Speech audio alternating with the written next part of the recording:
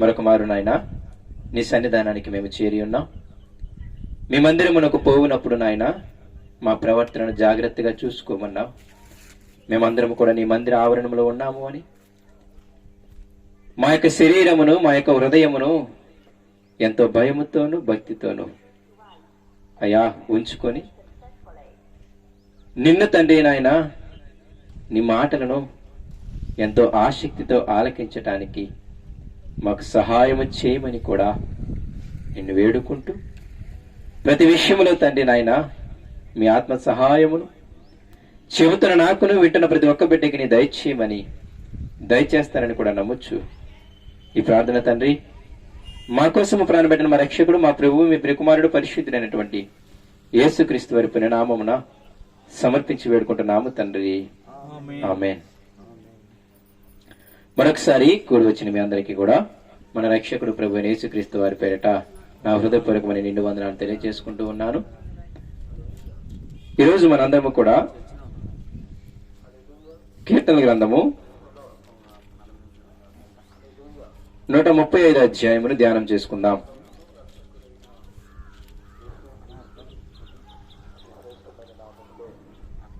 కీర్తన గ్రంథము 135 అధ్యాయము. ఈ అధ్యాయమును మనందరం కూడా ధ్యానం చేసుకుందాం. అందరూ కూడా చాలా జాగ్రత్తగా కొద్ది నిమిషములు, ఒక 40 నిమిషములు లేదా 35 నిమిషాల లోపు నేను వాక్యమును ముగిస్తాను. అందరూ కూడా చాలా జాగ్రత్తగా ఆలకించడానికి ప్రయత్నం చేయండి. ఒక భక్తుడు ఈ విధముగా అంటూ ఉన్నాడు. ఏమని అంటున్నాడు అంటే, యెహోవాను స్తుతించుడి, యెహోవా నామమును స్తుతించుడి, యెహోవా సేవకులారా, యెహోవా మందిరపులో మన దేవుని మందిరపు ఆవరణములలో నిలుచుచుండు వారలారా యెహోవాను స్తుతించుడి. ఒక భక్తుడు ఏమంటున్నాడు అంటే, యెహోవాను స్తుతించండి. ఇంకా ముందుకెళ్ళి ఒక మాట ఏమంటున్నాడు అంటే, యెహోవా నామాన్ని స్తుతించండి. ఏంటి యెహోవా నామాన్ని స్తుతించడం అంటే? యెహోవా యెహోవా యెహోవా యెహోవా అని స్తుతించటమా? నామం అంటే పేరు కదా. మరి యెహోవా నామాన్ని స్తుతించడం అంటే ఆ యొక్క పదమును పట్టుకుని యెహోవా యెహోవా యెహోవా అనటము, లేకపోతే స్తోత్రము స్తోత్రము స్తోత్రం అనటము, లేకపోతే హల్లెలూయా హల్లెలూయా అనటమా, లేకపోతే ఆరాధన ఆరాధన, ఈ పదాలు వాడటమే స్తుతించటం అని ఆలోచన చేస్తే నామం అనగానే నిజంగానే పేరే. కానీ దేవుని ఉద్దేశంలో ఆ పేరుకి వెనక లక్షణాలు ఉన్నాయి. మీరు ఇక్కడ నామం అనగానే మీరు ఏం గుర్తుపెట్టుకోవాలి అంటే, ఆయన గుణ లక్షణాలు, ఆయన యొక్క స్వభావం అని మీరు గుర్తుపెట్టుకోవాలి. యెహోవానే ఏం చేయమంటున్నాడు? యెహోవా నామాన్ని స్తుతించండి అంటున్నాడు. యెహోవా నామాన్ని స్తుతించడము అంటే ఆయన యొక్క గుణ లక్షణాలని, ఆయన యొక్క స్వభావం అంటామే, దానిని మనము స్తుతించమని అర్థం. మీకు అర్థం అవడానికి పేరు అంటే అర్థం ఏంటి అంటే, కొన్ని లక్షణాలను బట్టి వాళ్ళకి ఆ పేరును మనం పెడతాం. మీకు ఉదాహరణ చెబుతాను. ఒక వ్యక్తికి మంచి వ్యక్తి అని పేరు పెట్టామనుకోండి, మంచోడు అని అనటానికి దానికి ముందు వానికి కొన్ని లక్షణాలు ఉంటాయి. అవునా కదా? వాడు అందరితో మంచిగా మాట్లాడగలగాలి, అందరికి సహాయం చేయగలగాలి, ఎటువంటి స్వార్థం లేకుండా ఉండగలగాలి. ఇన్ని గుణలక్షణాలు కలిగి ఉంటే వానికి వచ్చే నామం ఏంటి తెలుసా? మంచివాడు అని. ఇప్పుడు నేను మంచోడు మంచోడు మంచోడు మంచోడు అని 10 మంది అనిపించుకుంటే సరిపోదు. ఆ మంచివాడు అన్న దానికి తగిన గుణలక్షణాలు ఉండగలగాలి. అలాగే చెడ్డవాడు అనేది ఒక నామం, ఒక పేరు. అవునా కదా? ఇప్పుడు చెడ్డవాడు అనగానే పేరు ఏంటి దాని అర్థం? వానికి కొన్ని లక్షణాలు ఉన్నాయి. నోరు సరిగ్గా కాచుకోకపోవటము, ఎవరిని పట్టించుకోకపోవటము, త్రాగడము, తిరగటము, ఈ విధమైనటువంటి స్థితిగతులుంటే వారిని మనం ఏమంటామంటే చెడ్డవాడు అంటాం. అంటే నా ఉద్దేశం ఏంటి అంటే, నామము అనగానే ఆ నామములో ఏమేమి ఉన్నాయి అంటే, ఒక పేరు మనం పెడుతున్నాము అంటే ఆ పేరులో దానికి ముందు లక్షణాలు ఏమిడి ఉన్నాయి. వాడు మూర్ఖుడు అంటున్నాము అంటే వాడికి ఒక లక్షణం ఉంది, ఎంత చెప్పినా వినడం. దాని నుండి మూర్ఖుడు అనే నామం వచ్చింది. వాడు దీర్ఘశాంతుడు అని అంటున్నాము అంటే వాడికి ఒక గుణం ఉంది, ఎంత తిట్టినా సహిస్తాడు, ఎంత తిట్టినా కోపపడడు. దీర్ఘశాంతుడు అంటే ఇంగ్లీష్లో ఏంటంటే స్లో టు యాంగర్, అంటే కోపపడ్డానికి నిదానించువాడు. ఎప్పుడో కోపపడ్డంట. ఆలోచిస్తాడంట కోపపడడానికి. దాన్ని ఏమంటారు అంటే దీర్ఘశాంతుడు అంటారు. అంటే లక్షణాన్ని బట్టి పేరు వచ్చింది ఆయనకి. కాబట్టి యెహోవాను స్తుతించడం అంటే మనము స్తోత్రము స్తోత్రము స్తోత్రము స్తోత్రం అంటే సరిపోదు. నేను మళ్ళీ చెబుతున్నాను, ఆ పదము చాలా గొప్ప పదము. హల్లెలూయా అనేది చాలా గొప్ప పదము. ఆరాధన అనేది చాలా గొప్ప పదము. కానీ ఆ పదాలను జపం చేస్తే ఏం ఉపయోగం? 10 మంది చేత మంచోడు మంచోడు మంచోడు మంచోడు మంచోడు అని జపం చేస్తే ఏం ఉపయోగం? దానికి తగిన లక్షణాలు మనకు ఉండగలగాలి. అలాగే ఇక్కడ ఒక భక్తుడు ఏమంటున్నాడు అంటే, ఇదిగో యెహోవాను స్తుతించండి. యెహోవా నామమును, అంటే ఆయనకు కొన్ని పేర్లున్నాయి, ఆ పేర్ల వెనక లక్షణాలున్నాయి. ఆ లక్షణాలన్నిటిని మీరు ఏం చేయాలంట? స్తుతించాలి అంట. అయ్యా, ఎవరెవరు స్తుతించాలి? మందిరములో ఉన్న సేవకులారా మీరు స్తుతించాలి, మందిరంలో ఉన్న విశ్వాసులారా మీరు స్తుతించాలని చెబుతున్నాడు ఆయన. ఆ మాటలు చదివారా మీరు? మళ్ళీ చదవండి కావాలి అంటే. ఎవరెవరు స్తుతించాలి అంటున్నాడు? యెహోవా సేవకులారా, యెహోవా మందిరములో, మన దేవుని మందిరపు ఆవరణములో నిలుచుచుండు వారలారా. అంటే సేవకులు, మందిరంలో ఉండేవాళ్ళు ఎవరు? విశ్వాసులు. ఆ భక్తుడు అంటున్నాడు, మీరు యెహోవా నామాన్ని స్తుతించాలయ్యా. ఎవరెవరు స్తుతించాలి అంటే సేవకులు స్తుతించాలి, విశ్వాసులు స్తుతించాలి. అయితే ఆయన అంటున్నాడు, ఈ స్తుతించడం వల్ల మనకొచ్చేదేంటి? 2 ప్రశ్నలు మీకు చెబుతా, అప్పుడప్పుడు మీకు డౌట్ వస్తుంటది. యెహోవా యెహోవా యెహోవా అని ఆయన స్తుతిస్తుంటే దానివల్ల వచ్చే ఉపయోగం ఏంటి చెప్పండి? దానివల్ల వచ్చే ఉపయోగం ఏంటి చెప్పండి? ఉపయోగం లేదంటారా? సంపేతం లేదు అంటే. కానీ ఉపయోగం ఎవరికంటే మనకి, ఆయనకి కాదు. మళ్ళీ చెప్తున్నాను, ఆ భక్తుడు యెహోవాను స్తుతించమంటున్నాడు, సేవకులను స్తుతించమంటున్నాడు, విశ్వాసులను స్తుతించమంటున్నాడు. అయితే ఇక్కడ నేను ప్రశ్న ఏంటంటే, ఏమని స్తుతించాలి? స్తుతిస్తే మనకు వచ్చే ఉపయోగం ఏంటి? ఈ 2 ప్రశ్నలు మీ హృదయంలో ఉండాలి. ఆయన నామాన్ని స్తుతించమంటున్నాడు కదా, ఏంటి ఆయన నామం? అదొకటి గుర్తుపెట్టుకోవాలి. ఇలా స్తుతించడం వల్ల మనకు వచ్చే ఉపయోగం ఏంటి? అప్పుడప్పుడు అంటాం కదా, మంచోడు మంచోడు మంచోడు మంచోడు అని. అంటే అప్పుడప్పుడు మనం అంటాం, అలా అనడం కాదు, చక్కగా చూసుకోండి అని అంటుంటాం కదా. అమ్మా నువ్వు అంటే ఇష్టం ఇష్టం ఇష్టం అంటున్నాడు, నువ్వు ముద్దు పెట్టట్లేదంటే అలా జపం చేయడం వల్ల ఏమైనా ఉపయోగమా? మరి దేవుడికి ఏమైనా పైశాచిక ఆనందమా? ఆయన్ని నన్ను ఆరాధించాలి, నన్ను ఆరాధించాలి, నన్ను ఆరాధించాలి. ఆయన ఏమైనా మనుషులు మెప్పు కోరుకునేవాడా? లేకపోతే ఆయనకి ఏమన్నా ఉందా ఇటువంటి స్థితి అని ఆలోచన చేస్తే, ఈ ఆరాధన అనేది ఎందుకు అంటే, మొదటి మాట చెబుతాను చూడండి, అక్కడ ఎంత చక్కటి ఉదాహరణ చెప్పాడో. 3వ వచనం చదవండి. యెహోవా దయాళుడు, యెహోవాను స్తుతించుడి, ఆయన నామమును కీర్తించుడి, అది మనోహరము. ఆయన స్తుతించటము, ఆయన నామాన్ని కీర్తించటము, అది ఏంటిదంట? మనోహరము. అంటే ఏంటో తెలుసా? మనోహరం అంటే ప్రశాంతత అని అర్థం. ఇంగ్లీష్ లో చాలా మీకు అర్థమైద్దేమో, ప్లజెంట్ అంటాం చూసా, ఎంత ప్లజెంట్ గా ఉందో వాతావరణం, అవునా కదా? అంటే ప్లజెంట్ అంటే అర్థం మనోహరం. అచ్చ తెలుగు మనకు అర్థమయ్యే విషయం ఏంటంటే, ఎంత ప్రశాంతంగా ఉంది ఇక్కడికి వస్తే. మీకు అర్థమవుతుందా? అంటే యెహోవా నామాన్ని స్తుతిస్తే, ఆయన నామాన్ని కీర్తిస్తే మన హృదయాలకి ప్రశాంతత వస్తుందంట. ఆయనకేం ఒరిగేదేం లేదు. ఆ మాట మళ్ళీ చదువుతాను కాబట్టి వినండి. ఎందుకు ఆయన స్తుతించాలి, ఎందుకు ఆయన నామాన్ని కీర్తించాలి? కీర్తన అంటే పాటలు. పాటలు ఎందుకు పాడాలి, ఆయన నామాన్ని ఎందుకు స్తుతించాలి అంటే, ఆ భక్తుడు చెబుతున్న మంచి సమాధానం చూడండి. అది మనకి ఏంటిదంట? మనోహరము. ఆయన నామమును కీర్తించండి. యెహోవా దయాళుడు, యెహోవాను స్తుతించండి, ఆయన నామాన్ని కీర్తించండి. అది ఏమైతుంది అంటే మనకి మనోహరం. అది మన హృదయానికి చాలా ఆనందాన్ని ఇస్తుంది. అది మన హృదయానికి చాలా ప్రశాంతతనిస్తుంది. ఎలా ప్రశాంతతనిస్తుందో తెలుసా?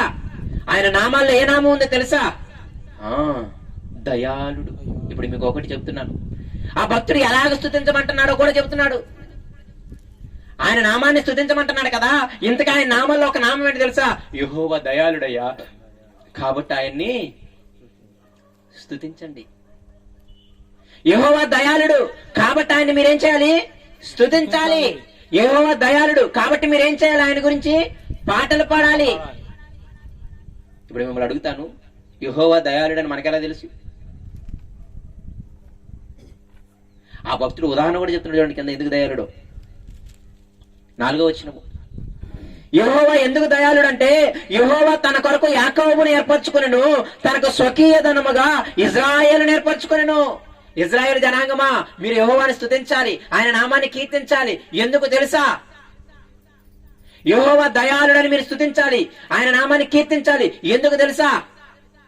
యెహోవా దయాళుడు కాబట్టే అంతమంది జనాంగం ఉంటే మిమ్మల్ని మాత్రం ఏర్పరచుకున్నాడు. ఆ భక్తుడికి ఎంత అవగాహన ఉంది తెలుసా? యెహోవాను స్తుతించమనడానికి ఆయనకి చాలా అవగాహన ఉంది. అందుకే ధైర్యంగా చెప్పగలుగుతున్న సేవకులకి, విశ్వాసులకి, మీరు యెహోవా నామాన్ని స్తుతించండి. అయ్యా ఏంటో యెహోవా నామం అంటే, ఆ నామంలో ఒక నామం ఏంటంటే దయాళుడు, కృప కలిగిన వాడు. ఏంటయ్యా ఆయన దయ, ఏంటయ్యా ఆయన కృప అంటే దానికి ఉదాహరణ ఏం చెప్తున్నాడు తెలుసా? మీరే ఇజ్రాయిల్లారా, మీరు కూడా అన్నిలాగా అందరు కలిసి ఉంటే మిమ్మల్ని మాత్రం ప్రత్యేకంగా జనంగా ఏర్పరచుకున్నాడు. ఏ మిగతా సంతానం లేరా, జనం లేరా? వారికంటే సంఖ్యకు మించిన, వారికంటే బలానికి తగిన జనాలు ఉన్నారంట. ద్వితీయోపదేశకాండం 7వ అధ్యాయం మీరు చదవండి, తెలుస్తుంది. ఆ కనాన దేశంలో ఉన్న 7గురిలో వాళ్ళందరూ ఎలా అంటారు తెలుసా? వాళ్ళకంటే జనసంఖ్యకి ఎక్కువ అంట, వాళ్ళకంటే బలంలో ఎక్కువ అంట. ఒకసారి మాట చూడండి, ఆ మాట చూద్దాం ఈ సమయంలో. ద్వితీయోపదేశకాండం 7వ అధ్యాయం అక్కడ చేయించండి, మళ్ళీ అక్కడికి వెళ్దాం. ద్వితీయోపదేశకాండం 7వ అధ్యాయం 1వ వచనం. ద్వితీయోపదేశకాండం 7వ అధ్యాయం 1వ వచనం. నీవు స్వాధీనపరచుకొనబోవు దేశములోనికి నీ దేవుడైన యెహోవా నిన్ను చేర్చి బహుజనులను అనగా సంఖ్యకును బలమునకును నిన్ను మించిన, ఏమన్నాడు చూసారా? దేనికి మించిన? సంఖ్య కంటే కూడా నీకంటే ఎక్కువ వాళ్ళే. ఒకవేళ బలానికి చూసుకున్నా సరే నీకంటే ఎక్కువ వాళ్ళే. ఎవరు? ఆ హిత్తీలు కానీ, ఆ గర్గాషీయులు కానీ, అమోరీయులు కానీ, కనానీయులు కానీ, పెరిజ్జీయులు కానీ, హివ్వీయులు కానీ, యెబూసీయులు కానీ 7 జనములు నీ ఎదుటి నిన్ను వెళ్ళగొట్టిన తర్వాత అంటున్నాడు. ఇంతగా కనాన దేశంలో నా 7 జాతులు ఉన్నారే, వాళ్ళందరూ ఎలాంటి వాళ్ళు తెలుసా? నీకంటే కూడా ఎటువంటి వాళ్ళు? నీకంటే కూడా ఎక్కువ మంద సంఖ్యపరంగా, నీకంటే కూడా బలాఢ్యులు. అమోరీయులు అందుకే చూడండి, ఓగు సీగోగుని చూసినప్పుడు వాళ్ళకి భయం వేసిపోయి మేము వాళ్ళతో యుద్ధం చేయలేము, మనం వెళ్తే చచ్చిపోతాం, వెనక్కి వచ్చేస్తారు. గొలియాతు చూడండి, అన్యుడేనా కదా, ఎంత దేహదారుడ్యుడు, యుద్ధం చేసే సైన్యుడికి భయం వేసి యుద్ధానికి వెళ్ళలేదు. ఎందుకు ఈ మాటలు చెబుతున్నాను అంటే, యెహోవా ఎలాగు దయాళుడు, యెహోవా ఎలాగ కృప కలిగిన వాడంటే ఆయన ఉదాహరణ చెబుతున్నాడు. దానికి ఏదో కాదు, మీరే ఉదాహరణ ఇజ్రాయేలీయులారా. భూమి మీద నీకంటే గొప్ప జనం ఉన్నారు, నీకంటే ధనము కలిగిన వాళ్ళు ఉన్నారు, నీకంటే బలము కలిగిన వాళ్ళు ఉంటారు, నీకంటే శక్తి సామర్థ్యాలు కలిగిన వాళ్ళు ఉన్నారు. ఆ కనాన దేశాన్ని చూస్తే ఆ పురములు ఎంత మధురంగా ఉంటాయని తెలుసా? అక్కడ రాయబడుతుంటాయి. ఆ పురములు చాలా గొప్పవి. మరి అంత మంచిగా ఉన్న ఊరులు కానీ, అంత మంచిగా ఉన్న జనాన్ని కానీ ఆయన విడిచిపెట్టాడే, కానీ వాళ్ళలో నుండి ఇజ్రాయేలును మాత్రమే ఎంచుకున్నాడే. అదే ఆయన దయాళుత్వం, అదే ఆయన కృప. నువ్వేదో బలాఢ్యుడు అని కాదు, నీ మందేదో ఎక్కువ మందని కాదు. నిజంగా భక్తుడు ఎందుకు స్తుతించమంటున్నాడో మనకు అర్థం కావాలి. ఇంకొక మాట కూడా మీకు చూపిస్తాను చూడండి. యోహాను సువార్త 15వ అధ్యాయం. యోహాను సువార్త 15వ అధ్యాయం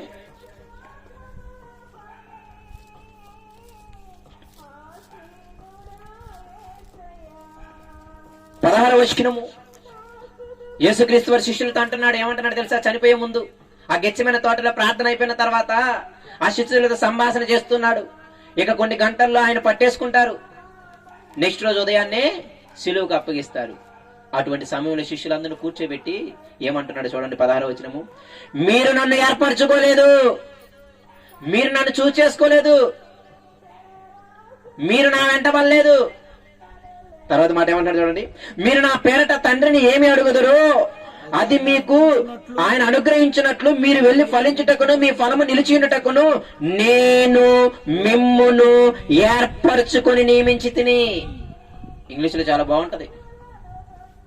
మీరు నన్ను చూస్ చేసుకోలేదు, నేను మిమ్మల్ని చూస్ చేసుకున్నా. యేసుక్రీస్తు వారు అంటున్నారు శిష్యులతో, ఇదిగో మీరు నా దగ్గరికి రాలేదు, ఇదిగో చేపలు పడుతుంటే పేతురా నేను నీ దగ్గరికి వచ్చి పిలుచుకున్నా, ఇదిగో జబెదయి కుమారులారా మీరు వలలు కొడుతుంటే నేను మీ దగ్గరికి వచ్చి పిలుచుకున్నా, ఇదిగో మత్తయి ఇదిగో నువ్వు సుంకపు మెట్ట దగ్గర ఉంటే నేను వచ్చి పిలుచుకున్నా.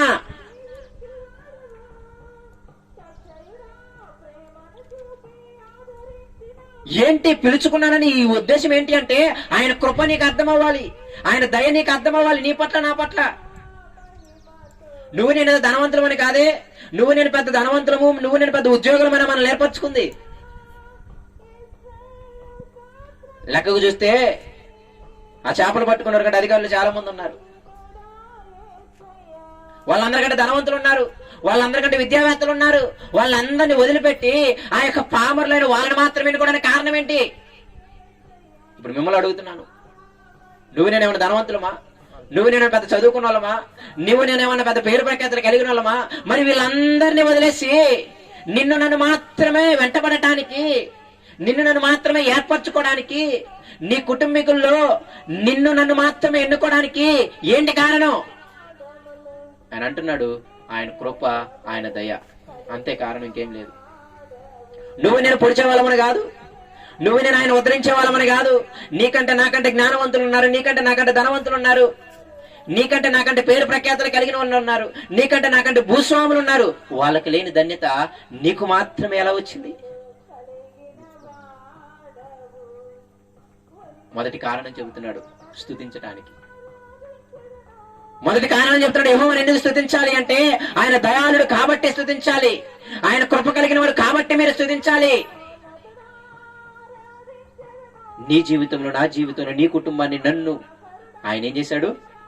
ఏర్పరుచుకున్నాడు. మళ్ళీ చెబుతున్నాను, మీరే ఆయన పనిలేదు, ఆయన మీ వెంటబడ్డాడు. ఆయనే మిమ్మల్ని ఆకర్షించుకొని, ఆయనే మీ దగ్గరికి సేవకులు పంపించి, ఆయనే మీ దగ్గరికి విశ్వాసులను పంపించి, ఆయనే మళ్ళీ మీలో పరిశుద్ధాత్మ దేవుడి నుంచి, చెప్పేవాడిలో పరిశుద్ధాత్మ దేవుడి నుంచి, మళ్ళీ ఆయనే హృదయం తెరచి, మళ్ళీ ఆయన ఆకర్షించేలా చేసుకుని, మళ్ళీ ఆయన తన ఆత్మ ద్వారా పాప క్షమాపణ పొందేలాగా పశ్చాత్తాపడేలా చేసి, ఆయనే దేవుడు అని ఆయన ఆత్మ ద్వారా ఒప్పుకునేలా చేశాడు. ఇదంతా ఆలోచన చేస్తే నీది నాది ఇసుమంత గోల్లేదు.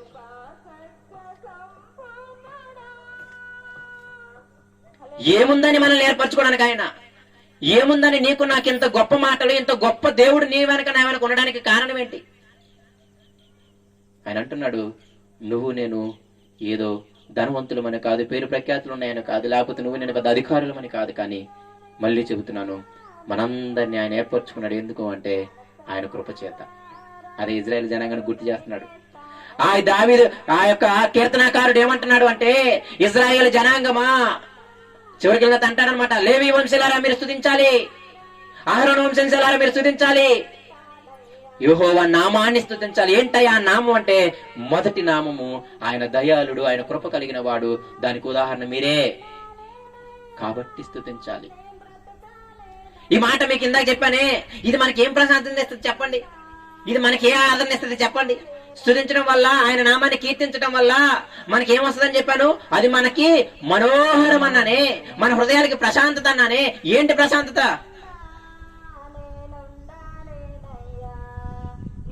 ఆయన దయను తలుచుకున్నప్పుడు, ఆయన కృపను తలుచుకున్నప్పుడు మన హృదయం ఎంత ప్రశాంతంగా ఉంటుంది తెలుసా? అయ్యో, నేను ఇన్ని పాపాలు చేసిన ఇప్పుడన్నా ఆయన దగ్గరికి వెళ్ళి ప్రార్థన చేసుకుంటే, ఆయన దగ్గరికి వెళ్ళి క్షమాపణ అడిగితే, నా పాపాలను తీసివేసి నన్ను తిరిగి తీర్చుకున్నంత దయ కలిగిన వాడు, కృప కలిగిన వాడు, కనికరం కలిగిన వాడు అని ఆ నామం ఇప్పుడు మనకేమిస్తుంది తెలుసా? మన హృదయానికి ప్రశాంతతనిస్తారు. నేను మళ్ళీ చెబుతున్నాను, వాక్యాన్ని నిజముగా ఆనుకున్న వాళ్ళకి మాత్రమే ప్రశాంతతనిస్తుంది. ఇప్పుడు ఆ దయాలత్వము, ఆ యొక్క కృప, కనికరము ఉందని తెలిసింది కాబట్టి ఆయన పాదాల దగ్గర పడి పాపాలు ఒప్పుకొని మన గుండె భారాలు తీసేసుకొని చక్కగా ఆనందంతో బతుకుతున్నామే. చాలా మంది లోకల్ ఏం చేస్తున్నారు తెలుసా? వాళ్ళ పాపాలు వాళ్ళని వెంటాడుతున్నాయి, వాళ్ళ జీవితాల ప్రశాంతత లేదు. పాపాలు క్షమింపబడిన నమ్మకం వాడికి లేదు. నీకు నాకు మాత్రమే ఈ యొక్క లబ్ధి లభించింది తెలుసా? మీకు నాకు ఈ మాట మనకి ఏమిస్తుంది తెలుసా? మన హృదయాలకు ఏమిస్తుంది? ప్రశాంతతనిస్తుంది. నా దేవుడు కఠినుడు కాదు, నా దేవుడు నమ్మదగిన వాడు, నా దేవుడు కృప కలిగిన వాడు, నా దేవుడు దయ కలిగిన వాడు. నన్ను ఏం చేయడు? విడిచిపెట్టడు. నన్ను ఏం చేయడు? అనాథగా విడిచిపెట్టడు. నన్ను, నా కుటుంబాన్ని ఏం చేయడు? విడనాడు, ఎడబాయడు. ఇప్పుడు చూడండి, ఈ నామాన్ని స్తుతించడం వల్ల, ఈ నామాన్ని ఒకసారి జ్ఞాపకం తెచ్చుకోవడం వల్ల అది మన హృదయానికి ఏమిస్తుంది తెలుసా? ఎంత ప్రశాంతతనిస్తుందో. నా దేవుడు నాకున్నాడు, ఎప్పటికైనా సహాయం చేస్తాడు. అది ఆయన నామాన్ని స్తుతించడం వల్ల వచ్చే ఉపయోగం, ఆయన నామాన్ని కీర్తించడం వల్ల వచ్చే ఉపయోగం. కాబట్టి మొదటిగా ఆయన అంటున్నాడు, ఆయన దయాళుత్వాన్ని బట్టి, ఆయన కృపను బట్టి మీరు ఆయన స్తుతించాలి. దానికి ఉదాహరణ ఏంటి అంటే నీవు నేనే. తర్వాత రెండోది చూద్దాం, 5వ వచనము, 135 అధ్యాయం 5వ వచనం, కీర్తన గ్రంథము. యెహోవా గొప్పవాడనియు మన ప్రభు సమస్త దేవతల కంటే గొప్పవాడనియు నేను ఎరుగుదును. ఆయన ఏమన్నాడు తెలుసా? ఆయన్ని ఎందుకు స్తుతించాలి అంటే రెండవది చెప్తున్నాడు, ఆయనంత గొప్పవాడు భూమి మీద ఎవరు లేరంట. ఆయనంత దయ కలిగిన వాడు, కృప కలిగిన వాడు లేడంట. రెండో కారణం ఎందుకయ్యా మేము ఆయన నామాన్ని స్తుతించాలి అంటే, ఆయన నామాన్ని ఎందుకు స్తుతించాలి అంటే ఈ భూమి మీద ఆయనంత గొప్పవాడు లేడంట. సమస్త దేవతల కంటే ఈ భూమి మీద ఎంతమంది దేవతలు ఉన్నారో, ఎంతమంది శక్తులు ఉన్నాయో, వాటందరికంటే సర్వశక్తిమంతుడు ఎవరు? దేవుడు. అది ఆ భక్తుడు ఏం చేయాల్సంట? నేను ఎరుగుదును అంటున్నాడు. అది ఆయనకి తెలుసంట లేదంట? తెలుసు. అందుకే చూడండి, మీరు చూస్తే 8వ వచనం తెలుస్తుంది మీకు. ఐగుప్తులో మనుష్యుల తొలిచూలులను, పశువుల తొలిచూలులను ఆయన హతము చేసెను. ఐగుప్తు నీ మధ్యను, ఫరో ఎదుటను, అతని ఉద్యోగస్తుల ఎదుటను ఆయనే సూచక్రియలను, మహత్కార్యములను జరిగించను. అనేకులైన అన్యజనులను, బలిష్ఠులైన రాజులను ఆయన ఏం చేశాడు? హతము చేశాడు. అమోరీల రాజైన ఓగును హతము చేసెను. కనాను రాజ్యములన్నిటినీ పాడు చేసెను. ఆయనకు అర్థమైంది ఏంటి తెలుసా? యెహోవా ఎటువంటి వాడంట? గొప్పవాడు అని. ఉదాహరణలు కూడా చెప్తున్నాడు ఆయన. ఆయన గొప్పవాడనియు సమస్త దేవతల కంటే గొప్పవాడనియు నేను ఎరుగుదును. ఎలా ఎరుగుదు? చక్కగా చదువుకున్నాడు ధర్మశాస్త్రం. ఐగుప్తు దేశంలోకి వెళ్ళాడు ఒకసారి. ఐగుప్తు దేశంలో దేవుడు జరిగిన తెగులున్నాయి. వాటన్నిటిని తలపోసుకోవడానికి అర్థమైంది. ఆ దేవతలన్నీ సైలెంట్ అయిపోయాయి. వాటన్నిటికి తీర్పు తీర్చేశాడు. తొలిచులు పిల్లల్ని చంపినప్పుడు ఏ దేవత కూడా రక్షించలేకపోయింది. కాబట్టి మన దేవుడే అందరి దేవతల కంటే ఎవడంట? గొప్పవాడని నేను ఎరుగుదును. ఇదిగో వాళ్ళు అలా ప్రయాణమై వస్తున్నప్పుడు దారిలో అమోరీలు ఉన్నారే. తర్వాత ఎంత అంటే చాలా బలాఢ్యులు, చాలా శక్తి కలిగిన వాళ్ళు. కానీ అటువంటి రాజును కూడా ఏం చేశాడు? ఆయన యుద్ధము చేశాడే. ఆయన కూడా నామాల్లో ఒక నామం ఏంటి? యుద్ధము యెహోవాదే. ఆ నామం మన హృదయానికి ఎలాగ ప్రశాంతతనిస్తుంది? మీకు తెలుసో లేదో, వాళ్ళు యుద్ధం చేసింది ఎటువంటి వారితో? ఇందా చదివించనే, వాళ్ళకంటే సంఖ్య ఎక్కువ, వాళ్ళకంటే బలం ఎక్కువ. అటువంటి వారితో యుద్ధము చేసి ఆ యొక్క రాజ్యాలను వాళ్ళు గెలుచుకున్నారు. ఎలాగా? యుద్ధం ఎవరు చేశారు? అంటే యెహోవా నా వెనకుంటే, నా ముందు ధనవంతులున్నా, నా ముందు అధికారులున్నా, నా ముందు ఎంత పెద్ద తోపులున్నా సరే ఏం చేయలేరు? నన్నేమి చేయలేరు. యెహోవా యుద్ధం. అది మన హృదయానికి కలిగించే ప్రశాంతత. బయట వాళ్ళు భయపడిపోతుంటారము, ఆయన డబ్బులో ఉన్నాడే, ఆయనకి అధికారం ఉంది, మనం వాళ్ళతో ఎలా ఉంటాము, మనల్ని ఎవరు రక్షిస్తాడు వాళ్ళ చేతుల్లో నుండి, కాబట్టి వాళ్ళు చెప్పినట్టు మనము లేదు. వాళ్ళ హృదయాలకు ప్రశాంతత లేదు. నేను మళ్ళీ చెబుతున్నాను, ఆయన స్తుతించటము, ఆయన నామాన్ని కీర్తించటము, అది మన హృదయాలకి ఏమివ్వాలి తెలుసా? ప్రశాంతతనివ్వాలి.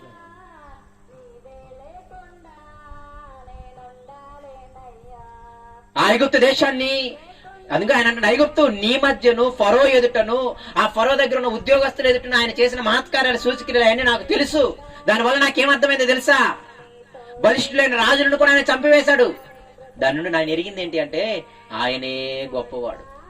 సమస్త దేవతల కంటే ఆయనే గొప్పవాడు. సైన్యములకు అధిపతి అయిన యెహోవా, ఆయనకి నామం ఉందా లేదా? ఏం పేరు? సైన్యములకు అధిపతి. ఏం సైన్యమయ్యా? మిడతల సైన్యానికి ఆయన అధికారి, పేల సైన్యానికి ఆయన అధికారి, కప్పల సైన్యానికి ఆయన అధికారి, వడగళ్ల సైన్యానికి ఆయన అధికారి. ఇవన్నీ ఆయన సైన్యము. అందులో నుండి పుట్టుకొచ్చిందే సైన్యములకు అధిపతి యెహోవా. అది మనకి ఎలాగ ప్రశాంతతనిస్తుంది? నిన్ను నన్ను ఎవరైనా ఎంత బలాఢ్యుడైనా సరే, ఎంత ధనవంతులైనా సరే, ఎంత పెద్ద రాజులైనా సరే వస్తే నా పక్షాన్ని ఎవరున్నారు? దేవుడున్నాడు. ఆ దేవుడికి ఎంత సైన్యం ఉంది? అమ్మో, ఇది మన హృదయాలకి ఏం చేస్తుంది తెలుసా? ఎంత పెద్దోడు వచ్చి నిన్నన్నా, ఎంత అధికారమని, ఎంత ధనవంతురామని, ఎంత పేరు మోసినోడు వచ్చి నిన్నన్నా సరే నిబ్బరంగా కూర్చొని ఉంటావు తెలుసా? దానికి కారణము నా వెనక సైన్యములకు అధిపతి అని యెహోవా అన్నాడు. నా వెనక యుద్ధము చేయవాడు ఒకడు, అది ఆయన నామాన్ని జ్ఞాపకం తెచ్చుకోవడం అంటే, అది ఆయన నామాన్ని స్తుతించడం అంటే. మొదట దయాళుడు కృప కలిగిన వాడని స్తుతిస్తే తర్వాత ఏం చేయాలి తెలుసా? ఆయన గొప్పవాడనియు, సర్వశక్తిమంతుడనియు, యుద్ధములకు సైన్యములకు అధిపతి అనియు, ఇవన్నీ జ్ఞాపకం తెచ్చుకున్నప్పుడు ఎవడు మనల్ని చేసేది?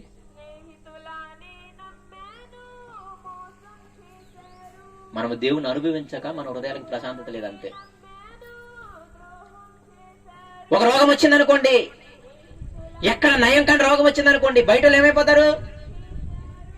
చచ్చిపోతారు. ఇక రోగంతో కాదు, ముందు ఎక్కడ నయం కాదని. కానీ యేసయ్య ఇచ్చిన భరోసా ఏంటి చెప్పండి? నేను స్వస్థపరచువాడను, నాకు అసాధ్యమైంది ఏది లేదు. ఆ రెండు నామాలు ఉన్నాయే, ఆయనకు స్వస్థపరిచే యెహోవా అనే నామం ఉంది, ఆయనకు అసాధ్యుడు అనే నామం ఉంది. ఆ నామాలు ఏం చేస్తాయి? ఇప్పుడు మనకి ప్రశాంతతనిస్తాయి. నా యేసయ్య ఉన్నాడు, నన్ను చూసుకుంటాడు, బయట వాళ్ళకి లేదా ప్రశాంతత. అందుకే మొదటి మాట, ఆయన దయ కలిగిన వాడు, ఆయన కృప కలిగిన వాడు, నిన్ను నన్ను ఏర్పరచుకున్నాడు. మళ్ళీ చెప్తున్నాను, ఏదో ఇచ్చాడని కాదు తర్వాత సంగతి. అసలు ఆ లోకంలో నుండి నిన్ను ఏర్పరచుకొని ఈ విలువైన మాటలని, ఇంత సజీవుడైన దేవుణ్ణి నీకు నాకు వెనక పెట్టాడు ఆయన. నీ వెనక నా వెనక నిల్చున్నాడు ఆయన. ఎందుకంటే గొప్పదేం కాదు చెప్పండి.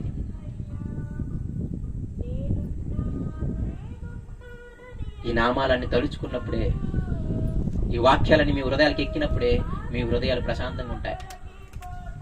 లేకపోతే మీ హృదయాలు ప్రశాంతంగా ఉండవు. మళ్ళీ చెప్తున్నాను, ప్రశాంతంగా ఉండవు, ప్రజెంట్గా ఉండవు. ఆయన నామాలను మీరు తెలుసుకొని, ఆయన గుణ లక్షణాలు మీరు తెలుసుకొని, ఆయన యొక్క స్వభావాన్ని మీరు తెలుసుకొని, వాటన్నిటిని కానీ ఎత్తి పట్టుకుని స్తుతిస్తూ ఉంటే, మనకి ఏ బాధ వచ్చినా సరే ఏదో ఒక నామం ఆయనకు ఉంది. అవునా కదా? మీరు ఏదైనా బాధ చెప్పండి, ఆయనకి లేని నామం చెప్పండి. కష్టపడి నీ ధనంలో ఇస్తున్నావా, లేకపోతే కష్టపడి నీ శరీరాన్ని ఆయన సేవకి ఇస్తున్నావా, ఆయనకి ఏ నామం ఉంది? ప్రతిఫలం ఇచ్చే యెహోవా. ఆ మాట మనకి అంత ఆదరణ ఇచ్చి మనందరము పని చేయటానికి, మనందరము మన ధనాన్ని ఇవ్వటానికి ప్రేరణ ఆ నామమే. ప్రతిఫలం ఇస్తాడని ఆ నామం లేకపోతే ఎవడు రూపాయి ఇప్పుతాడు చెప్పండి? ప్రతిఫలం ఇస్తాడని నామం లేకపోతే ఎవరి శరీరంతో కష్టపడతారు చెప్పండి?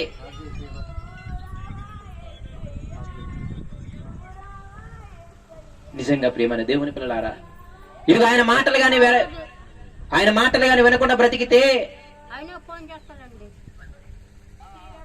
ఆయన మాటల ప్రకారంగా బ్రతకకపోతే అది కూడా ఒక నామం ఉంది. ఏ నామం? ప్రతీకారము చేయి యెహోవా, యెహోవా ప్రతీకారము చేయి దేవా లెమ్ము. అంటే పాపము చేయాలన్నా, దేవుని మాటను మీరాలన్నా మనకు భయం కలుగుతుంది. ఎందుకు కలుగుతుంది తెలుసా?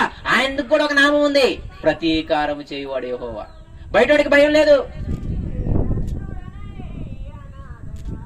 నేను ఎందుకు ఇవన్నీ చెబుతున్నాను అంటే, ఆయన నామాన్ని స్తుతించటం వల్ల, ఆయన గుణగణాలని, ఆయన స్వభావాల్ని మనం నెమరు వేసుకుని ఆయనకి స్తుతులు చెల్లించటం వల్ల, పాటలుగా పాడుకోవటం వల్ల మన హృదయానికి ఏమొస్తుందో తెలుసా? ఎంత ప్రశాంతత వస్తుందో దాన్ని మీరు అనుభవించలేకపోతున్నారు. అందుకే ప్రతిదానికి భయపడాల్సి వస్తుంది, ప్రతిదానికి లోకస్తులుగా ఏమైపోతామని అనిపిస్తుంది, ప్రతిదానికి నిజంగా మనందరము కూడా నిజంగా ప్రశాంతత లేని జీవితాన్ని గడపాల్సి వస్తుంది. ఎందుకు అంటే మీరు యెహోవాని సరిగ్గా అర్థం చేసుకోలేదు, యేసయ్య నామాన్ని సరిగ్గా అర్థం చేసుకోలేదు, ఆయన శక్తి సామర్థ్యాలను సరిగ్గా అర్థం చేసుకోలేదు, ఆయన దయని సరిగ్గా అర్థం చేసుకోలేదు, ఆయన కృపను సరిగ్గా అర్థం చేసుకోలేదు. అలా అర్థం చేసుకుంటే ఎందుకు భయపడతాం చెప్పండి? ఆయన కృప కలిగిన వాడు కదా, ఆయన నమ్మదగిన వాడు కదా. నేను ఎందుకు భయపడటం? నన్ను నా కుటుంబాన్ని విడిచిపెట్టండి కదా అనాథలుగా. నిజముగా తండ్రి, ప్రియమైన దేవుని పిల్లలారా, చాలా జాగ్రత్తగా ఆలకించండి. ఆ భక్తుడు అరుస్తూ చెప్తున్నాడు, యెహోవాని స్తుతించండి, యెహోవా నామాన్ని స్తుతించండి. సేవకులారా, విశ్వాసులారా, మీరందరూ యెహోవా నామాన్ని స్తుతించండి. ఆయన దయాళుడు నాకు తెలుసు, ఆయన గొప్పవాడు నాకు తెలుసు, సమస్త దేవతల కంటే గొప్పవాడు నాకు తెలుసు. నేను ఎరుగుదును. ఎలా ఎరుగుదును అంటే, ఐగుప్తు దేశాన్ని చూసినప్పుడు నాకు తెలుసు ఆయన శక్తి సామర్థ్యాలు. ఎంత ధైర్యం ఉందో చూడండి ఆయనకి. 10,000 మంది నా మీద పడిన నేను భయపడను, జడియను. ఏముంది వెనక ఆ భక్తునికి? ఒక నామం గుర్తుంది, యుద్ధం చేయవాడు యెహోవా అని. నిజమే, ఆ నామం వెనకుంది కాబట్టే ఆయన ఏం చేయగలడు. దావీదు గారు ఏమన్నారు, 10,000 మంది నా మీద పడ్డా నేను భయపడను జడి అని. అంతే. కారణము దావీదుదో వస్తాదని కాదు, దావీదు వస్తాదని కాదు, దావీదు వెనకున్న యెహోవా వస్తాదనమాట. సౌలు దేనికి భయపడ్డాడు? దావీదుకి కాదు భయపడింది, దావీదుకి యెహోవా తోడుగా ఉన్నాడు చూసి భయపడ్డాడు. సౌలుకు దావీదునికి చూసి కాదు భయం, దావీదు వెనకున్న యెహోవాని చూసి భయం. ఎందుకు తెలుసా? ఆ యెహోవాని ఆయన అనుభవించాడు. ఇంతకుముందు ఆ యెహోవా ద్వారానే యుద్ధాలు గెలిచాడు, ఆ యెహోవా ద్వారానే రాజు అయ్యాడు. అవునా కదా? అతనికి బాగా తెలుసు. జనసంఖ్య కంటే, బల సంఖ్య కంటే, ధన సంఖ్య కంటే, పేరు ప్రఖ్యాతుల కంటే, అధికారుల కంటే కూడా వెనక యెహోవా ఉండడం చాలా ధైర్యమయ్యా. ధనమున్నా ప్రశాంతత లేని లోకం ఉంది, కుటుంబాలున్నా ప్రశాంతత లేని మనుషులున్నారు, ఎంత ఉద్యోగం ఉన్నా ప్రశాంతత లేని జీవితాలు ఇన్నున్నాయి. కానీ యేసయ్యని ఎరిగినప్పుడు కరువైన, ఖడ్గమైన, బాధ అయినా, ఇబ్బంది అయినా యేసు నుండి ఎడబాపునా అన్నాడు పౌలు గారు. కారణం ఏంటి తెలుసా? ఆయన నామాలు ఆయనకు బాగా గుర్తున్నాయి, దేవుని స్వభావాలు ఆయనకు బాగా గుర్తున్నాయి. ధర్మశాస్త్రంలో నిష్ణాతుడు కదా, ధర్మశాస్త్రంలో పండితుడు కదా, ఆ ఐగుప్తు దేశం ఆయన సర్వశక్తితనం ఆయనకు తెలుసు. నిజంగా ఈ మాటలు లేకపోతే మనం ఆదరించబడలేము తెలుసా మీకు? ఇవే మనకు ఆదరణ మాటలు. ఆ భక్తుడు అరుస్తూ ఉన్నాడు అనమాట, నాకు తెలుసు దేవుడు ఎంత గొప్పోడో. 3వ దానికి వెళ్దాం.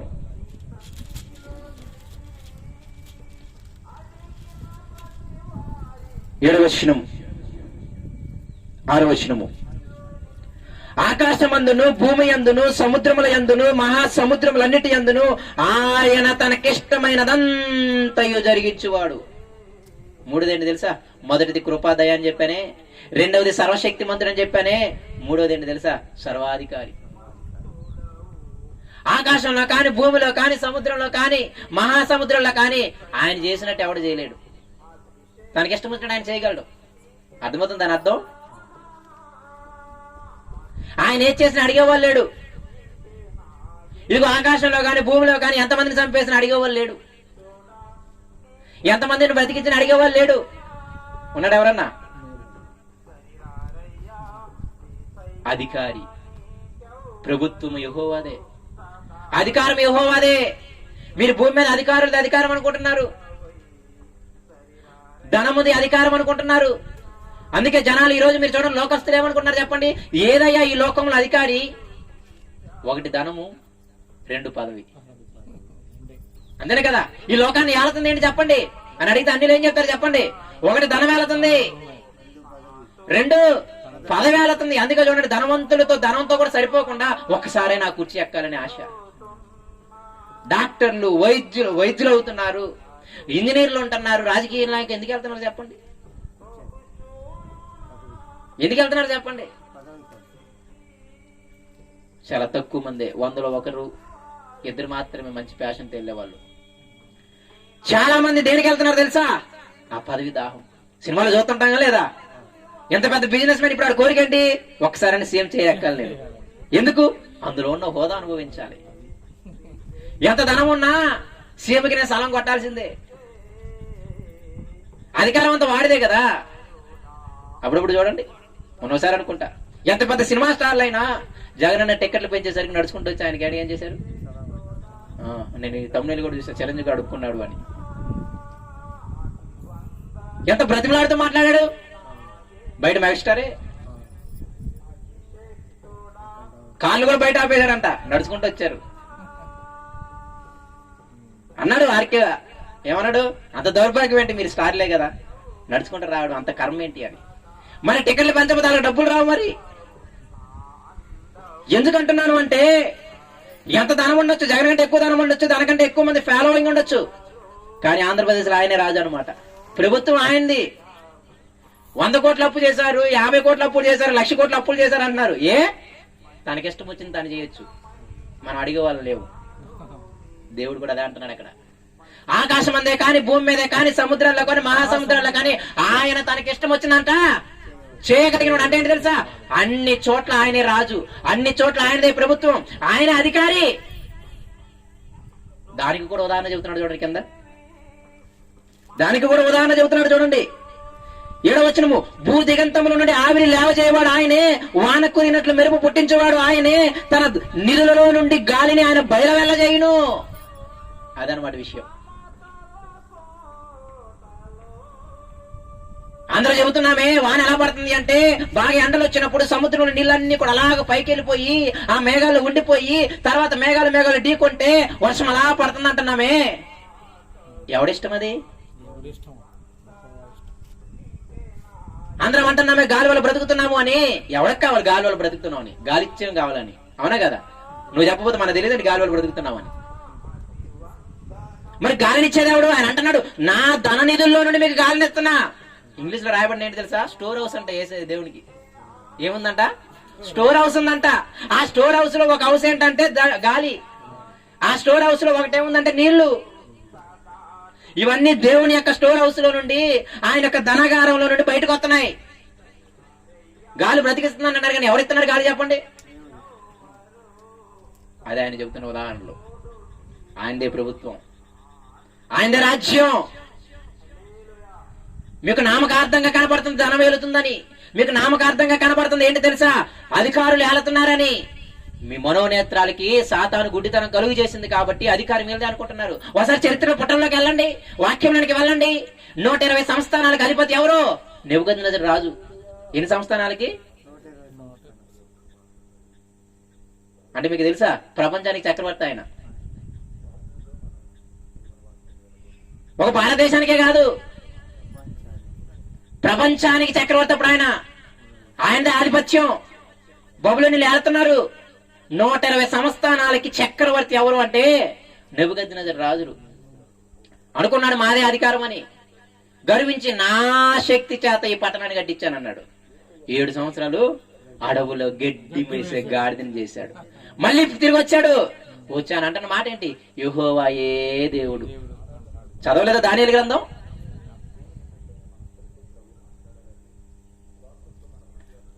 ఐగుప్తు దేశంలో ఏం కనపడింది మనకి? సర్వాధికారాన్ని కూడా కనపడింది. రాజు చక్రవర్తి అయిన ఫరో ముసలోడు 80 సంవత్సరాలు కర్ర పట్టుకొని గొర్రెలు కాచే ముసలోడు పాదాల మీద పడి, అయ్యా నాది పాపం అయిపోయింది వెళ్ళిపో అన్నయ్య బతిమలాడాడు అంటే ఏమర్థమవుతుంది అక్కడ?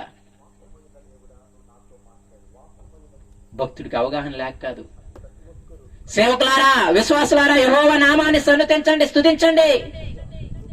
ఎందుకంటే నాకు తెలుసు ఆయన దయ, నాకు తెలుసు ఆయన కృప, నాకు తెలుసు ఆయన గొప్పవాడని, నాకు తెలుసు ఆయన సర్వశక్తిమంతుడని, నాకు తెలుసు ఆయన సర్వాధికారి అని, ఆయనదే రాజ్యం, ఆయనదే ప్రభుత్వం అని నాకు తెలుసు.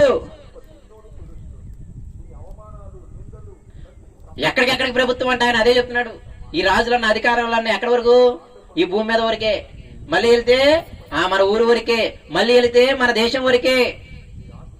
పిఎంఐన మన దేశం వరకే. పక్క దేశానికి వెళ్తే ఆయన కూడా నార్మలే. కానీ దేవుడు, ఈ యెహోవా దేవుడు ఎక్కడెక్కడ తెలుసా? ఆకాశంలో, భూమి మీద, సముద్రాల్లో, మహాసముద్రాల్లో మొత్తం చుట్టేశాడు అనమాట. నేనే నా ఇష్టం వచ్చినట్టు జరిగించువాడను. అందుకే భక్తుడికి చాలా అవగాహన ఉంది. మా ప్రాణములు నీ వశమయ్యా. ప్రాణాలు ఎవరి వశం? దేవుని వశం. అందుకే పిల్లవగా వెళ్ళిపోతున్నాం. ఆయనకి ఇష్టం వచ్చినప్పుడు పిలుస్తున్నాడు, సైలెంట్కి వెళ్ళిపోతున్నాం తప్ప నన్ను ఆపు, ఎందుకు నువ్వు అప్పుడే తీసుకెళ్తున్నాను అడిగేవాడు ఎవడనున్నాడా? ధనవంతులు లేడు, అధికారి లేడు, ఎవడూ లేడు. గోతికి అందరు సమానమే, చావుకి అందరు సమానమే. ఇవన్నీ మనకు అర్థం అవ్వాలి. మీరు చిన్న చిన్నవి చూసి, నేను అప్పుడప్పుడు అంటుంటాను, మీ కనుల పొరలు ఇంకా రాలేదన్నమాట. పౌలు గారి కనుల పొరలన్నా రాలే, మన కనుల పొరలు రాలేదు. ఇంకా ధనానిది అధికారం అనుకుంటున్నాము, మనుషులది అధికారం అనుకుంటున్నాము, ఈ భూమి మీద శాశ్వతం అనుకుంటున్నాము. మన కనులు ఇంకా పొరలు తెరవలేదు, మన కనుల పొరలు రాలేదు, మన మనోనేత్రాలు ఇంకా వెలిగించబడలేదు. లేకపోతే మన బ్రతుకులు వేరేలా ఉంటాయి, మన పిల్లలు పెంచే విధానం వేరేగా ఉంటది, మన భక్తి జీవితం వేరేలా ఉంటది, మన ప్రార్థనా జీవితం వేరేగా ఉంటది, మన నోటి తీరు వేరేగా ఉంటది, మనం వెళ్లే ప్రదేశాలు వేరేగా ఉంటాయి. ఆ భయము, ఆ భక్తి, అవన్నీ మనకు అలవడతాయి. మళ్ళీ చెబుతున్నాను, యెహోవాను స్తుతించండి, ఆయన నామాన్ని స్తుతించండి. ఆయనంత శక్తి కలిగిన వాడు భూమి మీద ఎవరు లేరు. ఆయనంత ప్రభుత్వం చేసేవాడు భూమి మీద ఎవడు లేడు. అందుకే చివరికి ఏమంటున్నాడు చూడండి,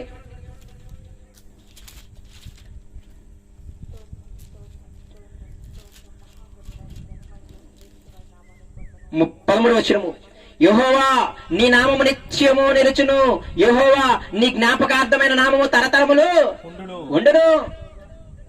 యోబు ఎప్పుడో మోషే కంటే పూర్వముడు, ఇంకా తరతరాలు జ్ఞాపకం చేసుకుంటూనే ఉన్నాం. యోబు గొప్పడని కాదు, ఆ యోబు దగ్గర ఉన్న దేవుడు గొప్పోడు, ఆయన బ్రతికిన విధానం గొప్పది. తరతరాలు ఉంటాయి. యేసయ్య ఏమన్నాడు, ఈ భూమి, నీ ఇల్లు, నీ భర్త, నీ పిల్లలు పోతారు, కానీ ఒకటే శాశ్వతం, నా నోటి మాట మాత్రం ఏమవుదంట, పుల్లైన పోదు. దాని అర్థం ఏంటి, అక్షరాలు పోతాయని కాదు విషయం. నా మాటల ప్రకారంగా బ్రతికేవాడు నిరంతరం నిలుస్తాడు. మొదటి యోహాను పత్రికలు అంటాడు కదా, ఏమంటాడు, ఈ లోకము మాయా, లోకాశలు వద్దు, శరీరాశ నేత్రాశ జీవడము వద్దు. మరి ఏంటయ్యా అంటే, నీతిమంతులుగా ఉండండి. నీతిమంతులు ఏం చేస్తారు, నిరంతరము. శాశ్వతంగా ఉండేది ఏంటంటే దేవుని మాటల ప్రకారంగా బ్రతికినోడే. పాతాళంలో ఎవరెవరు ఉన్నారు, ఒకసారి యెషయా గ్రంథం 14:7 వచనం చదవండి. చనిపోయినాడు వెళ్ళంగానే పాతాళం ప్రేతలను లేపుతుందంట. లేపు ఎవరున్నారు ఆ ప్రేతలు అంటే, సూర్యులు ఉన్నారంట. అక్కడ రాయబడి పదజాలు చదవండి మీరు కావాలంటే. యెషయా గ్రంథం 14:7 వచ్చిన తర్వాత ఇంటికి వెళ్ళి చదవండి. ఒకరు చనిపోయి వెళ్ళంగానే అక్కడ ఉన్న ఆల్రెడీ పాతాళం ఏం చేస్తుందంటే, ఆ చనిపోయి ఆల్రెడీ నరకం ఉన్న ప్రేతలు లేపుతుందంట. ఆ ప్రేతలు ఎవరున్నారంటే ధనవంతులు ఉన్నారంట. ఆ ప్రేతలు ఎవరున్నారంటే సూర్యులు ఉన్నారంట.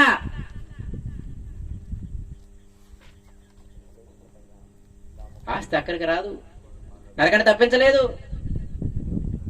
మళ్ళీ చెబుతున్నాను, నిరంతరం నిలిచేది ఎవరో, యెహోవాయే. ఆయన మాటలే, ఆయన మాటల ప్రకారంగా బ్రతికిన మనుషులే. ఆ భక్తుడికి చాలా అవగాహన ఉంది. అందుకే తెగించి అనగలుగుతున్నాడు, యెహోవాను స్తుతించండి సేవకులారా, తెగించి అనగలుగుతున్నాడు. విశ్వాసులారా తెగించి మీరు యెహోవా నామాన్ని స్తుతించండి. తర్వాత ఇంకొక మంచి మాట అంటాడు చూడండి,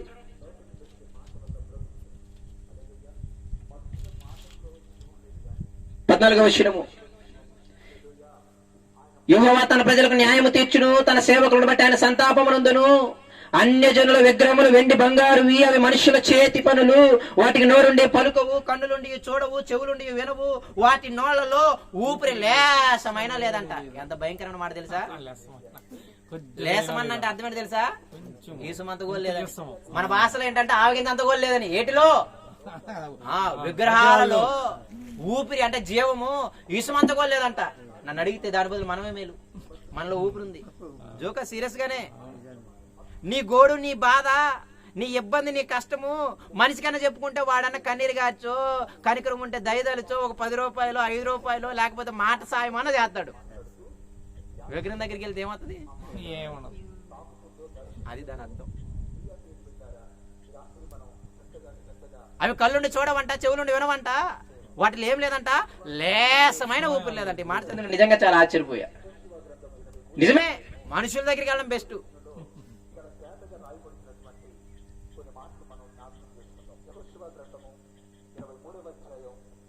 భక్తుడికి చాలా అవగాహన ఉంది. ఆయన నామం ఏంటో చాలా అవగాహన ఉంది. ఆయన స్వభావం ఏంటో చాలా అవగాహన ఉంది. ఎక్కడైనా మీకు స్తోత్రం స్తోత్రం మాటలు కనపడ్డాయా? అనొద్దని నా ఉద్దేశం కాదు. ఆ పదాలు చాలా గొప్పవి, కానీ మనము స్తోత్రాల దగ్గర ఆగిపోయాం. అలా అనకూడదు. ఆశ్చర్యకరుడా నీకు స్తోత్రం అనగలగాలి, అద్భుతకారుడానికి స్తోత్రం అనగలగాలి, అసాధ్యమైన దేవుడానికి స్తోత్రం అనగలగాలి, ప్రతిఫలం ఇచ్చే యెహోవానికి స్తోత్రం అనగలగాలి, ప్రతీకారం తీర్చే యెహోవానికి స్తోత్రం అనగలగాలి. స్తోత్రం అనే ముందు నువ్వు ఒక నామాన్ని కంపల్సరీగా జపించాలి. నోటి ఉచ్చారణతో జపించడం కాదు, మళ్ళీ చెబుతున్నా. ఆశ్చర్యకరుడనగానే మన హృదయాల్లోకి వచ్చేయాలి ప్రశాంతత. స్వస్థపరచబడనగానే మన హృదయంలోకి వచ్చేయాలి ప్రశాంతత. అంత పెద్ద వ్యాధి వచ్చినా దేవుడు ఉన్నలా చూసుకుంటాలే అని. లేకపోతే మీ హృదయాలకు ప్రశాంతత రాదు సుమా. నిజంగా ఎంత ఆదరణ మాటలో. అందుకే 135 150 అధ్యాయాలు రాయించాడు వాళ్ళ పర్సనల్ జీవితాలను కూడా. ఇన్ని అధ్యాయాలు కలిగిన గ్రంథం లేదు బైబిల్లో. పైగా మీరు కీర్తన గ్రంథం చదివితే ఏమంటే తెలుసా, అన్ని పర్సనల్ ఒపీనియన్స్ ఉన్నట్టుంటాయి, వ్యక్తిగత జీవితాలు అనుభవాల్లో నుండి మాట్లాడినట్టుంటాయి. దేవుడు అనుభవాలని రాయించడానికి కారణం మనము కూడా ఆదరించబడాలి అని. మనం కూడా అమ్మో అలా పాపం చేస్తే మనం కూడా తొక్క తీస్తాడు అని భయపడాలి అని. నిజంగా ఆయన చెబుతున్నాడు, యా విగ్రహాలు ఏమీ లేవు, వాటి లిసుమంతా కూడా ఏమి లేదు, ఊపిరి లేదు, మీ ప్రయాస వ్యర్థం, మీ ధనం వ్యర్థం అని చెప్పుకుంటూ వచ్చి ఏమంటున్నాడు చూడండి. తర్వాత ఎంత మంచి మాట చూడండి. 18వ వచనము, వాటిని చేయువారును వాటి యందు నమ్మిక ఉంచువారందరూ వాటితో సమానులగుదురు. ఆ పూలకి అర్థమైందా? పై చదివితే మీకు అర్థమైంది. వాటిని చేసేవాళ్ళు గాని వాటిని నమ్మేవాళ్ళు గాని వాళ్ళలో కూడా ఇసుమంత ఊపిరి లేనట్టే ఉద్దేశం అనమాట. వాళ్ళకంటూ బుర్ర లేని వాళ్ళు లేరని అర్థం. దాని అర్థం వెన్నోడికి వెళ్ళి గోడు చెప్పుకునేవాడు ఏమంటారు చెప్పండి? ఏమమ్మా నీకు బుర్ర లేదా, ఎన్నిసార్లు ఆడి ఎన్ని చెప్పినా వినట్లేదు, ఎందుకు వెళ్తావు వాడి దగ్గరికి అని అంటామా లేదా? అది దాన్ని చేసేవాళ్ళు, దాని దగ్గరికి వెళ్ళేవాళ్ళు వాటి వంటి వాళ్ళే. తర్వాత మాట ఇప్పుడు ఏమంటున్నాడు చూడండి. ఇశ్రాయేలు వంశీయులారా యెహోవాను సన్నుతించండి. సన్నుతించండి అంటే ఏంటంటే గణపరచండి అని అర్థం. ఇంగ్లీష్ లో బాగుంటది, బ్లెస్ ద లార్డ్ అంట. బ్లెస్ అంటే ఆశీర్వాదం కాదు సుమా, గణపరచండి. స్తుతించండి సన్నుతించండి అంటే, నన్ను అడిగితే స్తుతించండి కంటే సన్నుతించండి అనేది కొంచెం గొప్ప పదం. స్తుతించండి అంటే ప్రైజ్ చేయమని కదా, దీన్ని ఏంటంటే బ్లెస్ చేయమని అంట. అంటే ఏంటంటే గొప్ప, ఇంకా గణపరచమని నా ఉద్దేశం. యెహోవాని సన్నిధించండి అంటున్నాడు కదా. ఏంటి సన్నిధించడం అంటే ఆయన నామాన్ని గణపరచండి. ఎందుకు? పైన వాటికి శక్తి లేదమ్మా, పై వాటికి పవర్ లేదమ్మా, ఆయనకే పవర్ ఉంది. కాబట్టి ఇప్పుడు ఆయన మీరేం చేయాలి? గణపరచాలి. కాబట్టి సన్నిధించాలనే మాట తీసేసి గణపరచాలని పెట్టుకోండి, మీకు అర్థమైంది. ఇశ్రాయేలు వంశీయులారా యెహోవాను గణపరచండి. అహరోను వంశీయులారా యెహోవాను గణపరచండి. లేవి వంశీయులారా యెహోవాను గణపరచండి. యెహోవా యందు భయభక్తులు గలవాలారా యెహోవాను గణపరచండి.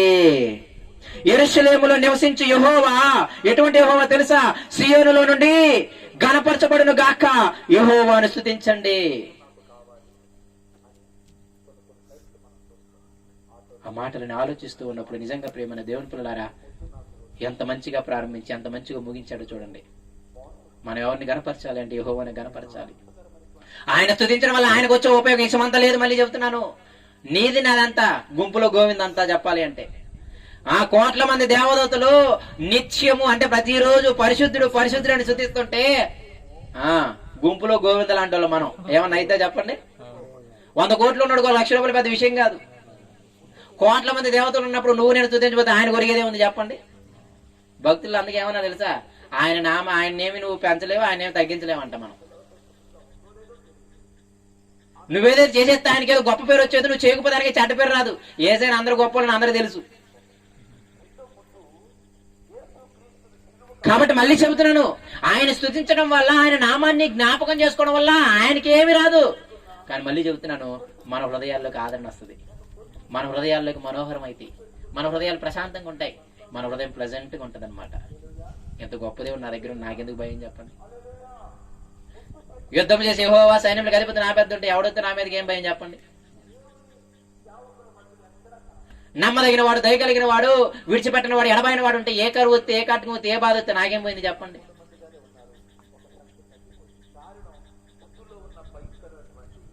వాళ్ళు అది చేశారు, ఇది చేశారు, అది చేశారు, అది చేశారు అని అంటే దానికంటే సర్వశక్తి మంత్రుడు దేవుడు నాయ అనుకుంటే నాకేం బాధ చెప్పండి? చేతపడికి భయపడాల్సిన అవసరం లేదు, లేకపోతే దేనికి భయపడాల్సిన అవసరం లేదు. నిజమే, మనకి దేవుడి శక్తి అర్థం కాక, దేవుడి నామం అర్థం కాక, దేవుడి కంటే సాతాను నామాన్ని ఎక్కువ జపం చేశాం. దానికి శక్తి ఉంది కానీ దేవుని అంత లేదు. మీకు చెప్పాను కదా, సాతాను 3 శక్తులే చేశాడు, 4 దగ్గర నుంచి చేతులు ఎత్తేశాడు. నీటిని రక్తంగా మార్చాడంతే, కప్పలు కూడా 5, 6, 10 తెచ్చాడంతే. ఇక పేలదమ్ము దగ్గర వాడి శక్తి సరిపోలేదు, మిడతల దండ దగ్గర వాడి శక్తి సరిపోలేదు, తొలిచిన పిల్లలు చంపేస్తున్నప్పుడు వాడి శక్తి సరిపోలేదు, వడగళ్ళు వచ్చి పశువులను కూర మొక్కలను సహా మొత్తం ఎత్తుకెళ్ళిపోతుంటే ఆ మాంత్రికుల శక్తి సరిపోలేదు. కాబట్టి దయచేసి జ్ఞాపకం పెట్టుకోండి, దేవుడి నామం సరిగ్గా ఎక్కితే మనము భయపడం, మన హృదయాలు అంత ప్రశాంతంగా ఉంటాయి. వీడిని అడగం, వాడి దగ్గరికి వెళ్ళాల్సిన అవసరం లేదు, బోధవైద్యుల దగ్గరికి వెళ్ళాల్సిన అవసరం లేదు, లేకపోతే ఇంకొకటి వాడి దగ్గరికి వెళ్ళాల్సిన అవసరం లేదు. నువ్వు యేసయ్యని సరిగ్గా, ఆయన నామాన్ని సరిగ్గా తెలుసుకుంటే పాత నిబంధనలు ఎంతమంది ఉన్నారు? ఏం అర్థమవుతుంది? పనిలోకి రాయించాడేంటి? అసలు ఆ ఐగుప్తు దేశం, ఆ తెగుళ్ళు అన్నది వండర్ఫుల్ అన్నమాట. ఆ 12 అధ్యాయాల నిర్గమాకాండం చదివితే అసలు మనం ఎవరికి భయపడం. ఆ యెహోషువ చేస్తున్న యుద్ధాలు గాని అవన్నీ చదివితే ఎటువంటి పెద్ద పెద్ద బలాటీలు కూడా భయపడం.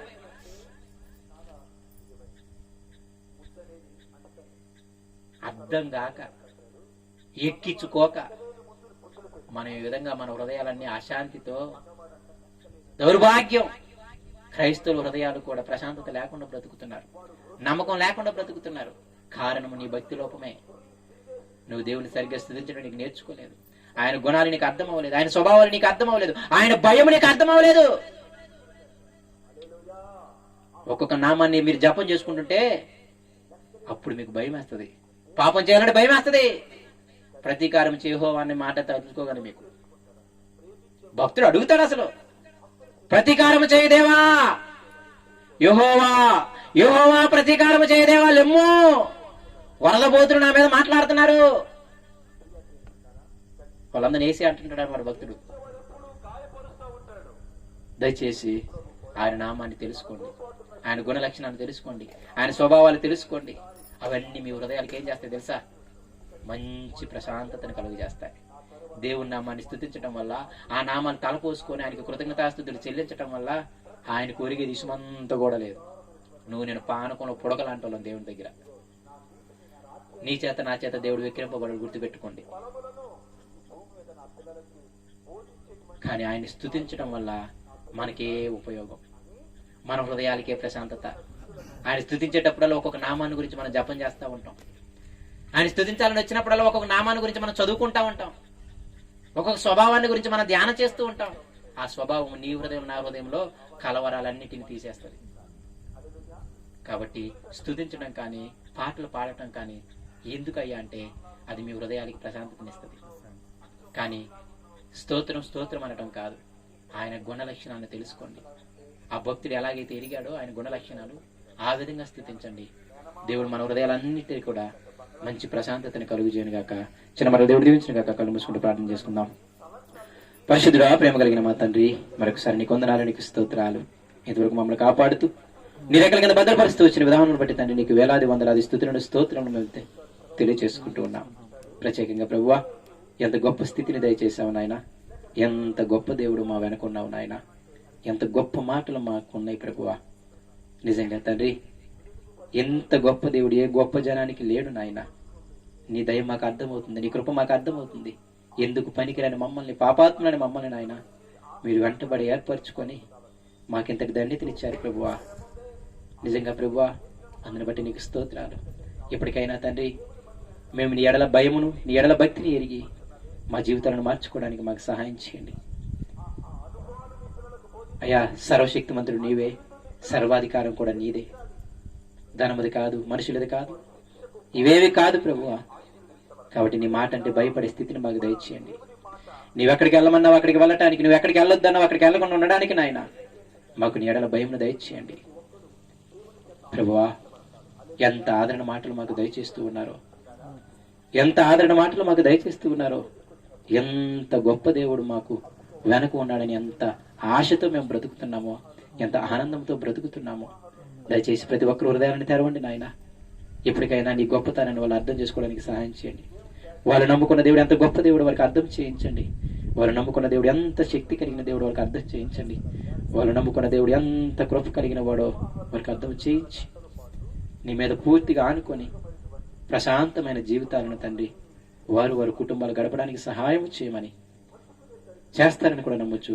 యేసు నామములో ప్రార్థన అడుగుతున్నాము తండ్రి, ఆమేన్. తనైన దేవునుడియు, కుమారుడైన యేసుక్రీస్తు వానుడియు, పరిశుద్ధాత్మ దేవునుడియు కృపయు, ప్రేమయు, సమాధానము, సంతోషము మనకును ఎవరైతే తమ కష్టమును, తమ శరీరమును, తమ ధనమును దేవుని పనికి పనంగా పెడుతూ పరిశుద్ధంగా బ్రతుకుతున్నారు అటువంటి సకల పరిశుద్ధులకు ఇప్పుడు నెలపడిన సదాకాలముతోడైనను గాక. ఆమేన్, ఆమేన్, ఆమేన్. అందరికీ వందనాలు. ఓకే, వందనాలు తల్లి. చిన్న ప్రకటన ఉంది.